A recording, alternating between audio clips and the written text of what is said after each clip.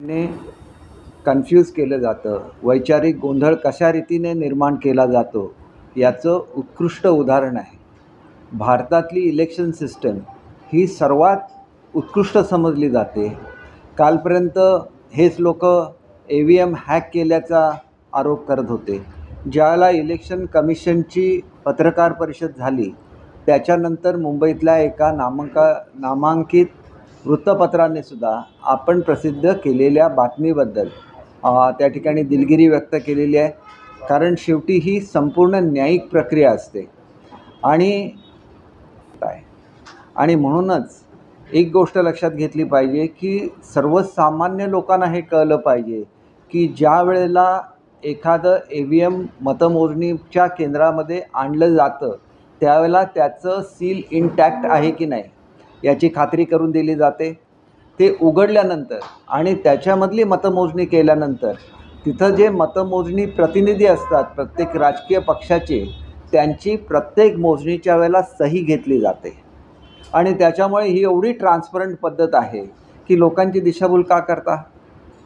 तुमचा संपूर्ण कटकारस्थान हे देशातील एकंदर असलेलं देशाचं नेतृत्व करणाऱ्या आदरणीय मोदी साहेबांचा पराभव करण्यासाठी जे कटकारस्थान केलेलं होतं ते जनतेने उद्ध्वस्त केलेलं आहे. तुष्टीकरणाचं राजकारण करून झालं, याच्यापुढे तुष्टीकरण जमणार नाही. कारण तुष्टीकरणासाठी तुम्ही जे जे गैरसमज करून दिले त्याच्यातून आज ना उद्या लोक बाहेर पडतीलच आणि तो ह्या देशाचा इतिहास आहे. आणि म्हणून आपल्याला समजत नाहीत त्या गोष्टीवर काहीही बोलायचं. जणू काही कीर्तिकरांच्या इलेक्शनवर इव्हॉन मस्क बोलले असं भासवायचं. कुठली पद्धत आहे? किती हास्यास्पद आहे. कोस्टारिकामध्ये इलेक्शनच्या वेळेला जे EVMs वापरले त्यांच्या कंपनीने दिलगिरी व्यक्त केलेली होती की आमचे EVMs डिफेक्टिव्ह आहेत. तसे मॅन्युफॅक्चरर्स भारतामध्ये नसतात आणि ते सहन करणारं इलेक्शन कमिशनसुद्धा भारतामध्ये नाही आहे. म्हणून भारताची निवडणूक पद्धती जगामध्ये आदर्श समजली जाते.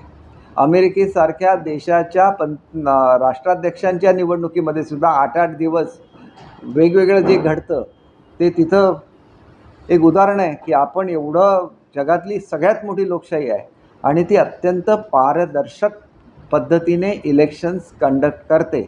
आणि म्हणून उगाच काहीतरी सांगायचं, कालपर्यंत सांगायचं की कोणाच्या हातात मोबाईल होता म्हणून EVM हॅक होऊ शकतं, लगेच इलेक्शनचा कमिशनाचा हे आल्यानंतर दुसरी पत्रकार परिषद घ्यायची आणि त्याच्यामध्ये म्हणायचे की आमच्याकडे काउंटिंगचं हे आहे.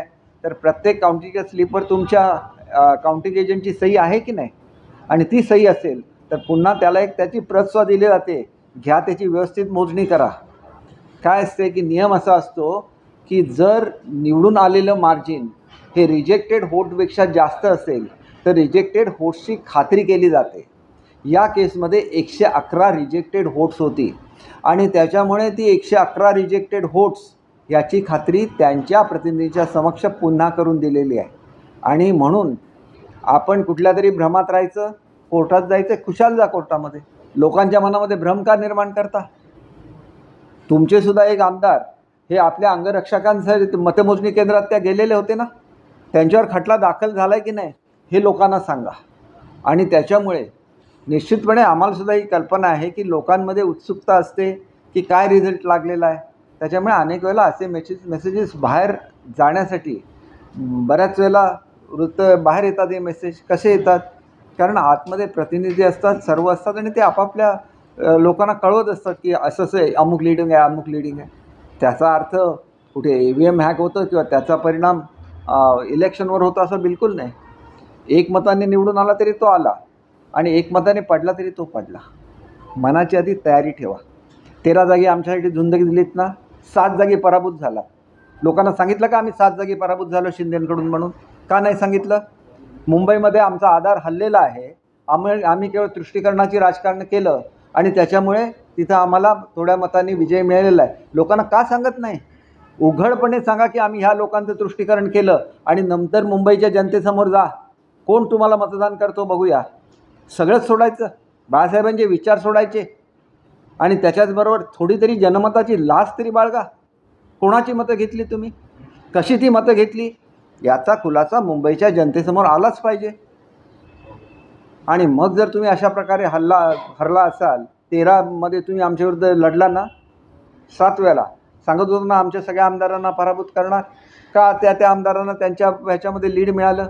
काही इश्यूज 100% आहेत. इथं आरक्षणाचा इश्यू झाला महाराष्ट्रामध्ये, हा सगळ्यांना माहिती आहे. कांद्याचा इश्यू झाला, सर्वांना माहिती आहे.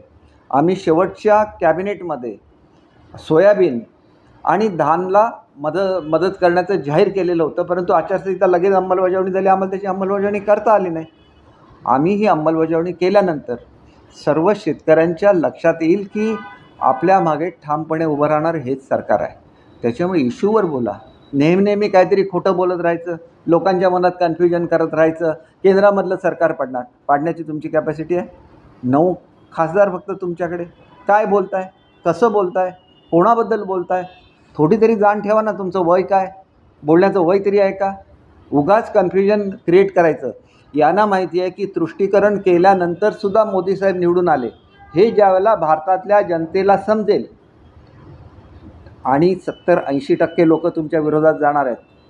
लोकांना हे माहिती नाही आणि ते माहिती पडू नये म्हणून तुम्ही लोकांच्या मनामध्ये निव्वळ संभ्रम निर्माण करणार आहे. केंद्र सरकार पाडण्या एवढं बहुमत तुमच्याकडे आहे? बिलकुल नाही आहे. मग कसं पाडणार? काही बोलत राहायचं, सातत्याने खोटं काहीतरी बोलत राहायचं आणि संभ्रम निर्माण करायचं. कुठेतरी थांबवा. तुम्हाला विधानसभेच्या निवडणुका लढवायच्या आहेत ना, आता तरी विकास कामांवर या आणि विकास कामं किती केले ती सांगा तुमच्या काळामध्ये, आणि आम्ही सांगू जनतेला आम्ही किती विकास कामं केली. आणि म्हणून हा जो संभ्रम निर्माण केला आहे, याला महाराष्ट्रातल्या जनतेने बळी पडू नये एवढंच माझं सांगणं आहे. सर, सकाळी संजय